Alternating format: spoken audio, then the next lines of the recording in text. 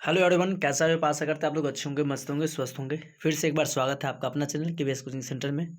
अगर आप नए हैं तो लाइक शेयर कमेंट जरूर कर लेना, ताकि मैं आपको कंटिन्यूअस एक वीडियो रेगुलर अपलोड करते रहते हैं और लाइव क्लासेस में हम आते रहते हैं। ठीक है। Important C T E T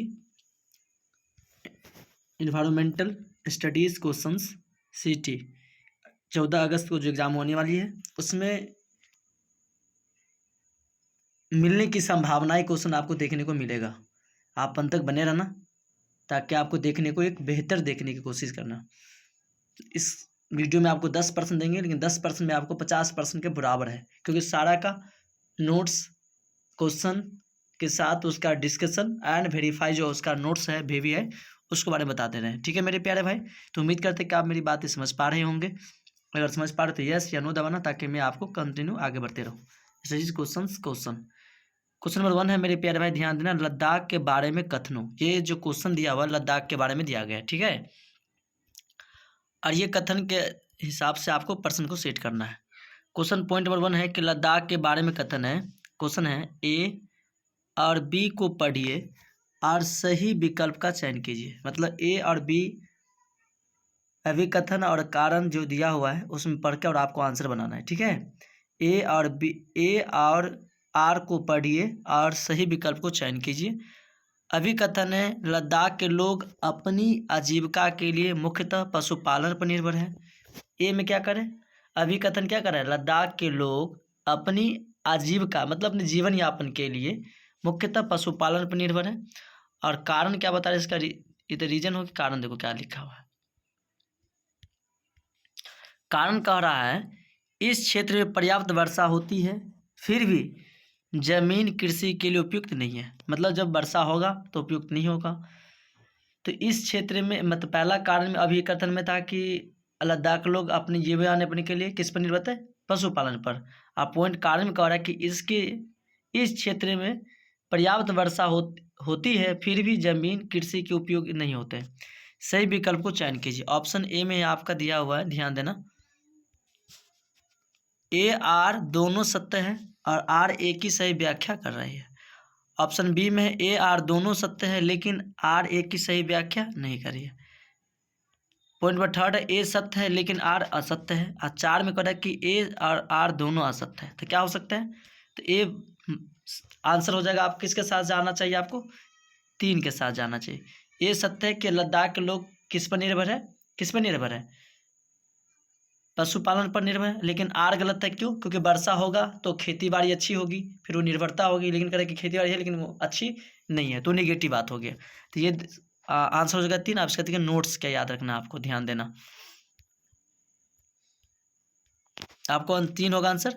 Ladakh एक ठंडा रेगिस्तान है। लद्दाख एक ठंडा रेगिस्तान है जो जम्मू और कश्मीर के पूर्व हिस्से में महान हिमालय पर स्थित है। राइट।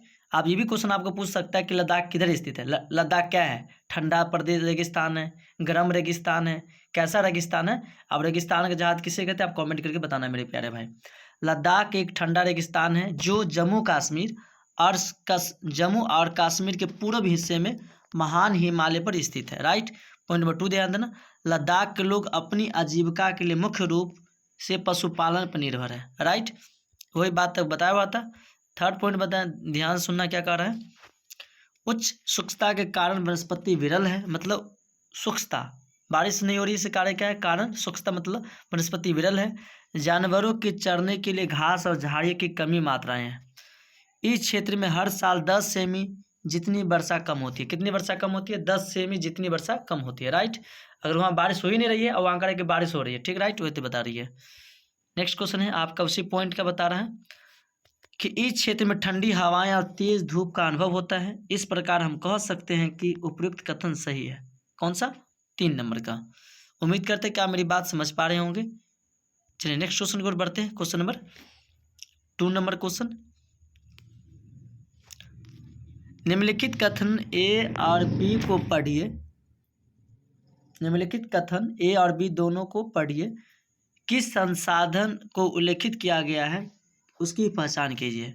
ऑप्शन ए में प्राकृतिक पदार्थ केवल सभी संसाधनों बनते हैं जब उनका वास्तविक रूप परिवर्तित हो जाता है। मतलब समझे, प्राकृतिक पदार्थ केवल सभी संसाधन बनते हैं जब उनका वास्तविक रूप परिवर्तित होता है। ऑप्शन नंबर बी में दिया हुआ है, ध्यान देना। प्रौद्योगिकी इस संसाधन का एक उदाहरण है और साथ साथ इस तरह के और अधिक संसाधन के उत्पादन के लिए एक महत्वपूर्ण कारक भी है। ऑप्शन ध्यान देना क्या कर रही है। सही विकल्प का चयन कीजिए। अजैव संसाधन, वास्तविक संसाधन, मानव संसाधन या मानव निर्मित संसाधन। आप बताइए किसके साथ जा रहे हैं, बताइए किसके साथ जा रहे हो। ए की बी की सी की डी। तो आप समझ में आ गया, आंसर होगा D is a right answer. D is a right. अब चलिए नोट्स पढ़ते हैं थोड़ा। हम बताए थे नहीं कि 10 क्वेश्चन ही नहीं, 10 क्वेश्चन आपको 50 क्वेश्चन से बढ़ के क्वेश्चन होगा। आप अंत तक बने रहना ताकि आपको इस बार मुकाम हासिल करना है। 14 अगस्त को वेरीफाई करना है अपने आप को और देख साबित 14 अगस्त को, दिसंबर, सॉरी 14 अगस्त नहीं, 14 दिसंबर को जो आने वाली एग्जाम है, राइट। चलिए क्वेश्चन पढ़ेंगे इसका नोट। मानव निर्मित संसाधन एक ऐसे संसाधन है जो प्राकृतिक संसाधन जैसे लोहा, इस्पात और एल्युमिनियम को संशोधित करके पर्याप्त किए जाते हैं। प्राकृतिक संसाधनों को प्रयोग करने योग्य रूपों में बदलने की प्रौद्योगिकी, ज्ञान और कौशल का उपयोग किया जाता है, राइट, किया जाता है। और इसलिए मानव निर्मित संसाधन भी कहलाते हैं। इसलिए क्या कहलाता है, मानव निर्मित संसाधन भी मतलब क्या होता है, प्राकृतिक के जो वस्तुएं, संसाधन, रिसोर्सेज है, उसको मनुष्य ने ट्रांसफर कर देते हैं, बदल देते हैं, और इसलिए वो मानव निर्मित संसाधन कहलाते हैं। पॉइंट नंबर 2 देखना, यहाँ से लिखा है कि लौह अयस्क तब तक संसाधन नहीं था जब तक लोगों ने इसे लोहा निकालना नहीं सीखा। लोग प्राकृतिक संसाधनों का उपयोग इस इमारतों, फूलों, सड़कों, मशीनरी और वाहनों को बदलने के लिए करते हैं, जिन्हें मानव निर्मित संसाधन के रूप में जाना जाता है। ठीक है, मतलब जब तक संसाधन नहीं है, जब तक मनुष्य का इस्तेमाल ना करे, अगर कोई वस्तु है और उसका मनुष्य इस्तेमाल नहीं कर रहा है तो मतलब वो रिसोर्सेज नहीं है, मतलब संसाधन नहीं है।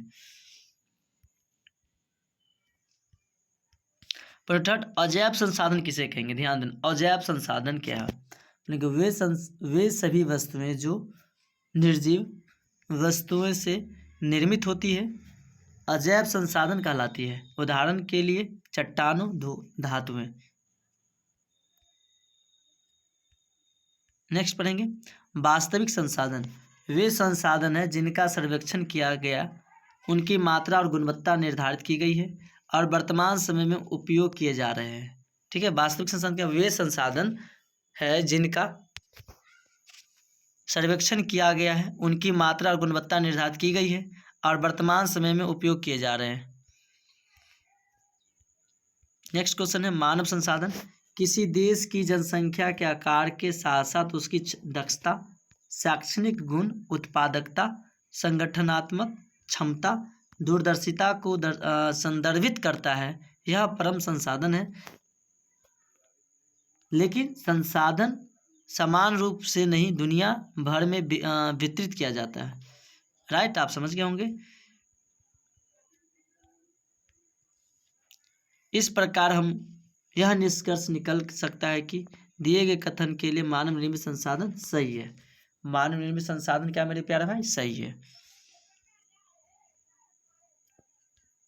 ध्यान देना क्वेश्चन, दिल्ली के आरंभिक बिंदु से किसी बस के ओडोमीटर का पाठ्यांक 4000 किलोमीटर है और 3 घंटे में अपने गंतव्य पहुंचने के बाद यह पाठ्यांक 4150 किलोमीटर दर्शा रहा है।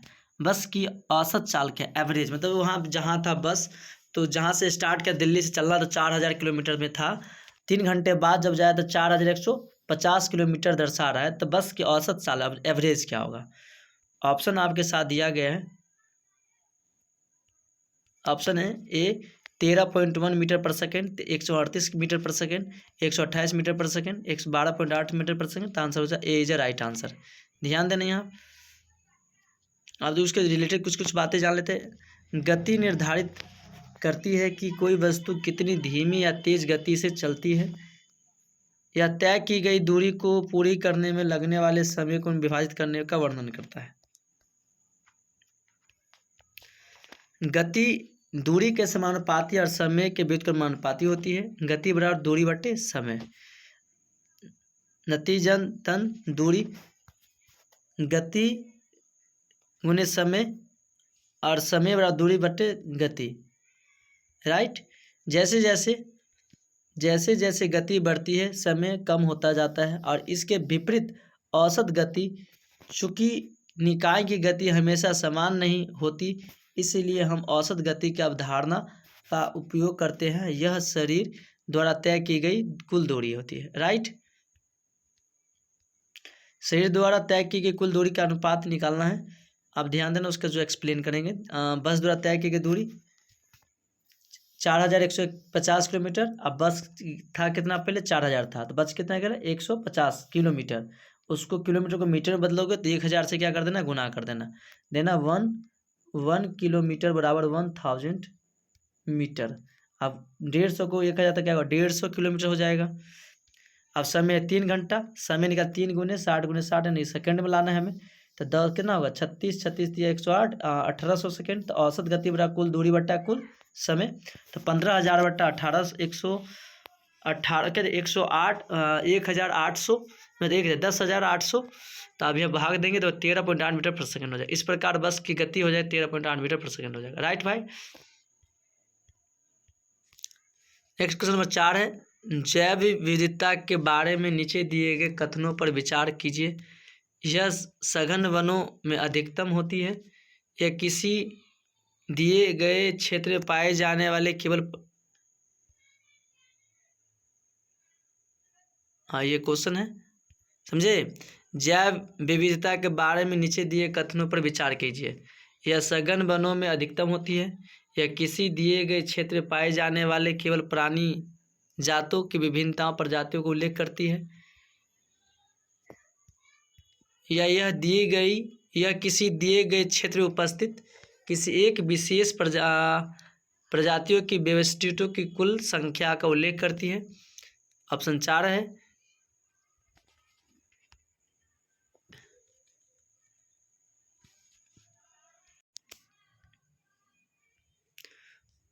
यह किसी दिए गए क्षेत्र में उपस्थित विभिन्न जीवों, पादप जात और प्राणी जात के विभिन्न प्रजातियों का उल्लेख करती है। इनमें सही कथन क्या है? ए में दिया हुआ है मेरे प्यारे भाई, ध्यान देना।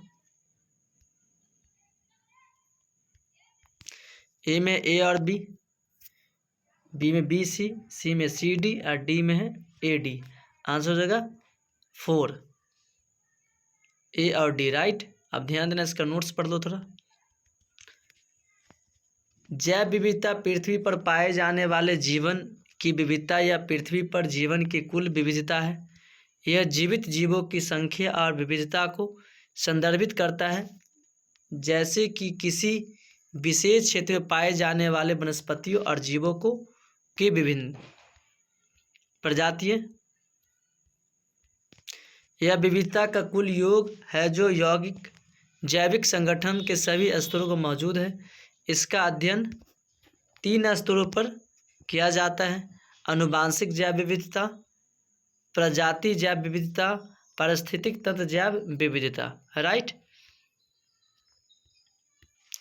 सभी जीवन रूपों में से अधिकांश घने जंगल वाले क्षेत्र में पाए जाते हैं, और पारिस्थितिक भूमिकाएं जो वे विशेष रूप से अमेजन वर्षावन और माटा अटलांटिक वन में करते हैं। वन और वुडलैंड्स विशाल स्थलीय जलीय जैव विविधता को आश्रय देता है। नेक्स्ट क्वेश्चन नंबर 5 है मेरे प्यारे भाई। आपको वीडियो अच्छा लग रहा हो तो वीडियो को लाइक शेयर कमेंट करते रहना, ठीक है मेरे प्यारे भाई। पढ़ते हैं क्वेश्चन नंबर 5। चंद्रमा के संबंध में निम्नलिखित में से कौन सा कथन सही नहीं है? चांद पर इंद्रधनुष नहीं देखा जा सकता। किसी वस्तु का भार पृथ्वी की तुलना में चंद्रमा पर कम होती है, राइट, 1/6 कम होती है। पूर्णिमा के दिन चंद्रमा सूर्य और पृथ्वी के बीच आ जाता है, और चंद्रमा के घूर्णन और परिक्रमण की अवधि लगभग समान होती है। बताना जरा किसके साथ चल रहे हैं आप? आंसर हो जाएगा सी इज राइट आंसर।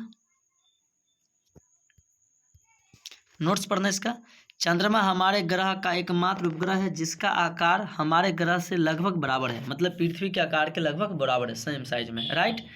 चंद्रमा हमारे ग्रह का एकमात्र उपग्रह है जिसका आकार हमारे ग्रह से लगभग बड़ा है, लगभग बड़ा या बराबर कह सकते हो, बड़ा नहीं बराबर दे सकते। यह एक सूक्ष्म आकाशीय पिंड है जिसमें कोई वायुमंडलीय नहीं है। किसमें वायुमंडल नहीं है?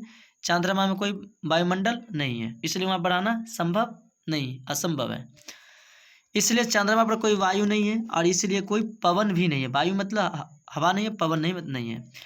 हम पृथ्वी से चंद्रमा को केवल एक ही भाग देख सकते हैं क्योंकि चंद्रमा का घूर्णन उसकी एक परिक्रमा के बराबर होती है, परिक्रमण के बराबर होती है, राइट। चंद्रमा पृथ्वी का एकमात्र प्राकृतिक उपग्रह है और सौरमंडल का 5वां सबसे बड़ा उपग्रह। क्वेश्चन आएगा कि चंद्रमा का क्या है? 5वां बड़ा उपग्रह है, राइट।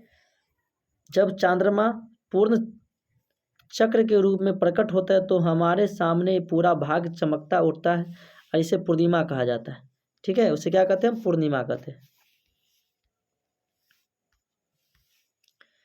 जब चंद्रमा सूर्य से पृथ्वी की विपरीत दिशा में होता है तो चंद्रमा का उज्ज्वल पक्ष पृथ्वी की ओर होता है और इसे पूर्णिमा दिवस के रूप में मनाया जाता है। पूर्णिमा चंद्र चरण है जब चंद्रमा पृथ्वी की सतह से पूरी तरह से प्रकाशित होता है।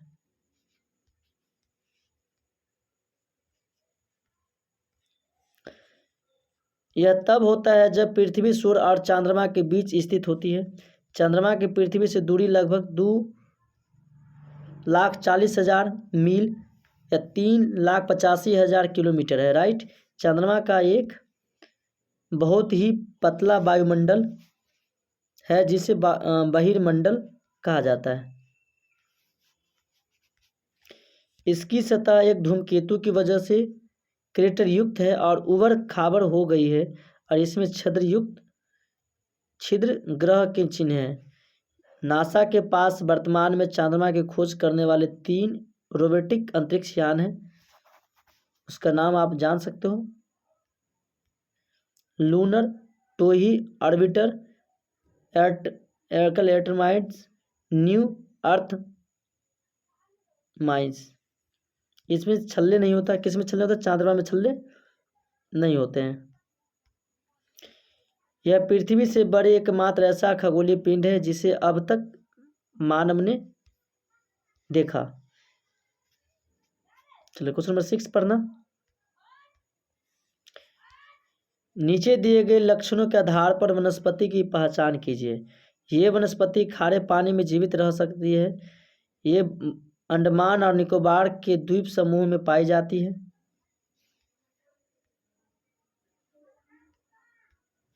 सुंदरी इस प्रकार वनस्पति के महत्वपूर्ण प्रजाति है। आंसर आपको बताना है। उष्णकटिबंधीय वन, वर्षा वन, उष्णकटिबंधीय पतझड़ वन, मैंग्रोव वन या शंकुधारी वन। आंसर हो जाएगा सी इज राइट आंसर। आप सी के साथ जा रहे हो तो राइट हो, मैंग्रोव। चलो इसका आंसर देख लेते हैं। नोट्स: मैंग्रोव वन समुद्र तटों के साथ नमक, दलदल, ज्वार की खाड़ियों, माइडलैंड्स और मोहल्लों में उगते हैं। भारत में मैंग्रोव वन 6,740 वर्ग किलोमीटर में फैले हुए हैं। कितने क्वेश्चन आएगा? भारत में मैंग्रोव वन कितने में फैला हुआ है? 6,740, राइट। समझ गए? 6,740 वर्ग किलोमीटर में फैले हुए हैं। वे अंडमान और निकोबार द्वीप समूह और पश्चिम बंगाल के सुंदरवन में अत्यधिक विकसित है। समझ में आ गया? वे अंडमान और निकोबार द्वीप समूह और पश्चिम बंगाल के सुंदरवन में। आपको क्वेश्चन आएगा सुंदरवन कहाँ है, ये भी पूछ सकता है आपसे एग्जाम में। तो पश्चिम बंगाल में, राइट। आपके भारत में कितने में मैंग्रोव फैला हुआ है? 6,740 वर्ग किलोमीटर में, राइट।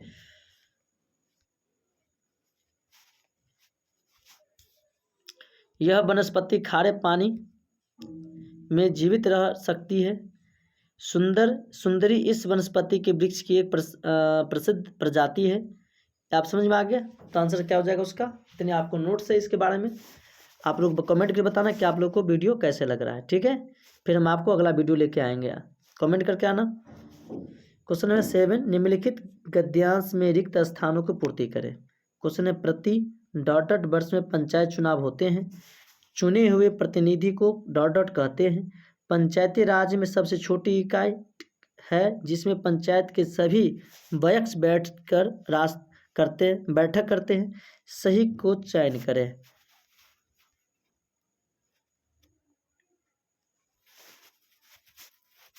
ऑप्शन ए में है 5 पंच जन सभा होगा यहाँ पर।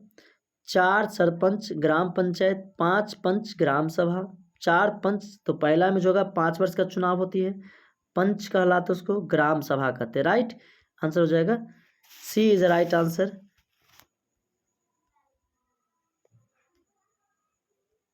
क्वेश्चन है उसी में क्वेश्चन का नोट्स पढ़ेंगे। पंचायती राज प्रणाली भारत में एक सरकार का स्तर है। पंचायती चुनाव हर 5 साल पर, यही क्वेश्चन पूछा 5 साल पर होते हैं। पंचायत के निर्वाचित सदस्यों को पंच कहा जाता है ना, पंच। पंचायती राज प्रणाली की सबसे छोटी बुनियादी इकाई ग्राम सभा है। ठीक है मेरे प्यारे भाई, क्या है? ग्राम सभा है, जो एक पंचायत द्वारा शामिल किए गए क्षेत्र में रहने वाले सभी वयस्कों की बैठक की जाती है। क्या की जाती है? बैठक।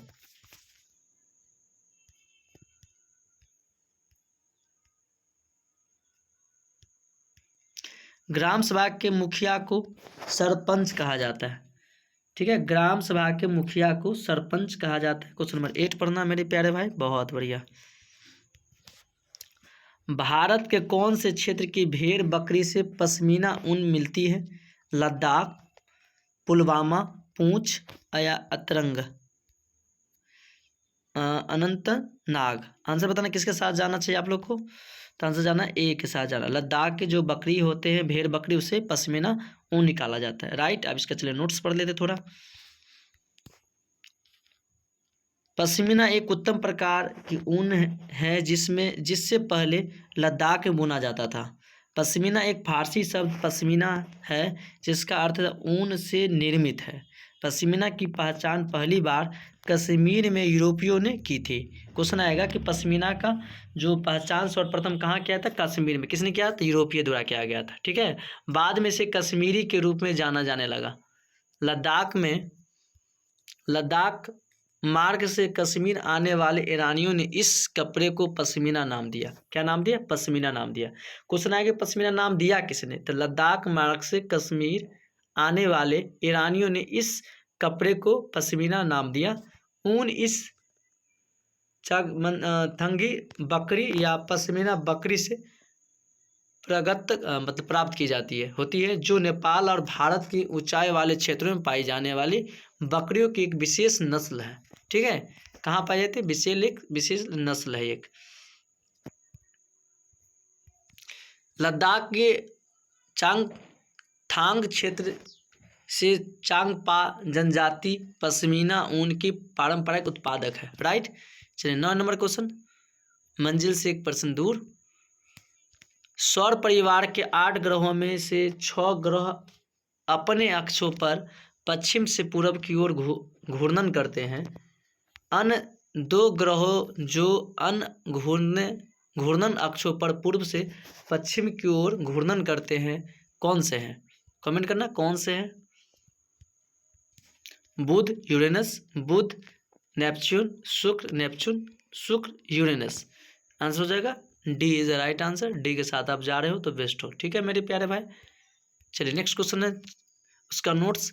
सौर परिवार में ग्रहों का सूर्य के सबसे निकट के निम्न प्रकार से शुरू होता है: बुध, शुक्र, पृथ्वी, मंगल, बृहस्पति, शनि, यूरेनस और नेपच्यून। ठीक है, मतलब नजदीक के अनुसार। शुक्र और यूरेनस छोड़कर सभी ग्रह सूर्य की विपरीत दिशा में परिक्रमा करते हैं। सब उसके विपरीत दिशा में परिक्रमा करते हैं। ठीक है, पश्चिम से पूर्व की ओर अपनी धुरी पर घूर्णन करते हैं।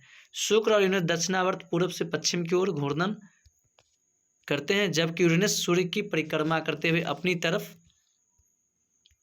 वेलन करता है। शुक्र की परिक्रमा अवधि 225 दिन है, 225 दिन। यूरेनस सौर परिवार का सबसे बाहरी ग्रह है जो पृथ्वी के विपरीत दिशा में पूर्व से पश्चिम की ओर घूर्णन करता है। यह 98 डिग्री के अक्षांश झुकाव के साथ अपनी तरफ झुका हुआ है। राइट, तो इसकी एक अत्यधिक झुकी हुई घूर्णी धुरी है। नतीजतन अपनी अक्षीय गति में यह अपनी तरफ से बेलन आकार वाला प्रतीत होती है। यूरेनस की अवधि अक्षीय अवधि 84 वर्ष है। इसके 27 चंद्रमा है। किसके 27 चंद्रमा है, मतलब उपग्रह है। शुक्र सौर परिवार का सबसे गर्म ग्रह है। यह अपनी धुरी पर पूर्व से पश्चिम की ओर घूर्णन करता है। इसकी घूर्णन अवधि 243 दिन है, राइट। इसकी परिक्रमण अवधि 224.7 दिन होती है।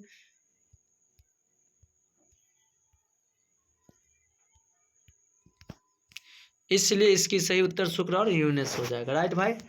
पृथ्वी की गति दो प्रकार की होती है, घूर्णन गति या परिक्रमण गति। अब समझना, पृथ्वी के बारे में थोड़ा बता दो। पृथ्वी की गति दो प्रकार की होती है, घूर्णन गति और परिक्रमण गति, राइट। पृथ्वी का घूर्णन, पृथ्वी के घूर्णन से तात्पर्य पृथ्वी की अपनी धुरी पर घूमने से है। पृथ्वी की घूर्णन की धुरी 23.5 डिग्री झुकी हुई है और पृथ्वी की कक्षा के तल के लंबवत है, राइट। पृथ्वी वामावर्त दिशा में पश्चिम से पूरब की ओर घूमती है। पृथ्वी सूर्य के सापेक्ष एक चक्कर पूरा करने में 24 घंटे का समय लेता है। पृथ्वी के घूर्णन से दिन और रात का दैनिक चक्र बनता है। तापमान आर्द्रता में परिवर्तन होता रहता है।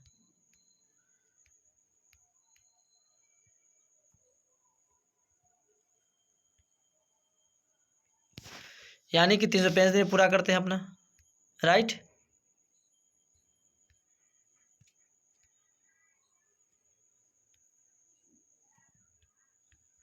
पृथ्वी की परिभ्रमण गति 30 किलोमीटर प्रति घंटा, किलोमीटर प्रति सेकेंड, 30 किलोमीटर प्रति सेकेंड, एक सेकंड में 30 किलोमीटर चलती है। पृथ्वी का परिक्रमण ऋतु में परिवर्तन का कारण बनती है। परिक्रमण कर्क रेखा और मकर रेखा के स्थिति में मदद करती है, राइट। आखिरी क्वेश्चन मेरे प्यारे भाई, कथन ए बी सी में दी गई विशेषताओं किस से संबंधित है। इसका ऊपरी भाग मेज के समान सपाटा होता है।